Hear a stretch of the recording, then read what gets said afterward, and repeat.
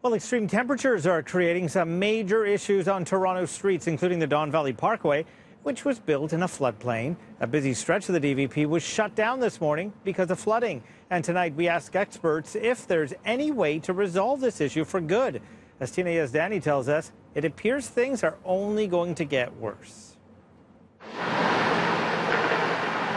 Well, with climate change and greater variability in temperatures and rainfall, that adds to the problem. We're going to expect to see greater amounts of flooding. From a major snowstorm and a deep freeze to a big thaw, record-breaking warm temperatures on Monday, rapidly melting ice and snow, creating hazardous driving conditions this morning on the DVP and Bayview Avenue.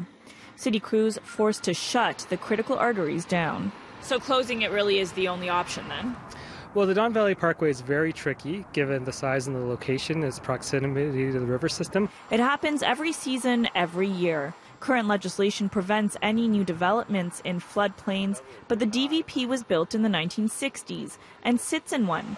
In some areas, the highway is just 2 meters above the Don Valley River. We're examining it, but it's a very difficult situation, and we're really investing in an emergency management. Investing in emergency systems that will alert the public to avoid high-risk areas in the midst of severe storms, but no way to actually prevent recurring floods. This is a real pinch point. U of T professor Joseph Deloge warns the floods are only going to become more severe year after year. Warming's not unusual during the wintertime, but it's becoming more intense earlier and will probably be more frequent in the future. Do you think our city is going to be able to handle these problems moving forward? Warning systems and monitoring can help at least reduce the amount of damage that it creates and the inconvenience to public and transit. At City Hall, some councillors warning it is critical to invest in better infrastructure to keep the people of Toronto safe. In order to keep property taxes low, what the city is doing now is we're not keeping up with basic maintenance and repairs.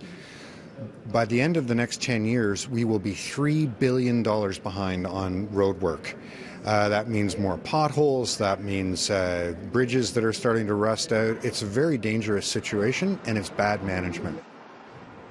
And ahead on City News, building a whole new river system, the project that Toronto is working on to transform the mouth of the Don River and create a whole new neighborhood for the city. Earlier in the show, we told you about the recurring floods on the DVP and how it's almost impossible to prevent them because the expressway was built in a floodplain before regulations were put in place to prevent that kind of construction. And while experts say little can be done now apart from building better warning systems, there is one project on the go that might help a little bit. The whole plan starts around here in the West Donlands, and it starts to take these spaces out and will bring the river meandering down through this section, which will help alleviate and store water. Excavation is starting on a new kilometer-long natural spill well and mouth for the Don River in the center of the Portlands between the Ship Channel and Keating Channel. This will protect the southeastern portion of the city from mass flooding as serious weather events hammer Toronto with more frequency. Experts say this will help tremendously with allowing the water to flow more naturally into Lake Ontario. Tremendously. Change gradient, change channel width, change the river back to what it could have been in its pre-urbanization days. It'll be a nice meandering channel, so not just for aesthetics, but for wildlife habitat, for sediment retention, for water storage, and the ability to reduce ice jamming as well. So all of those factors will help, at least in the lower part of the Don. But the upper part, middle and upper parts, they're pretty well urbanized and they're pretty much set.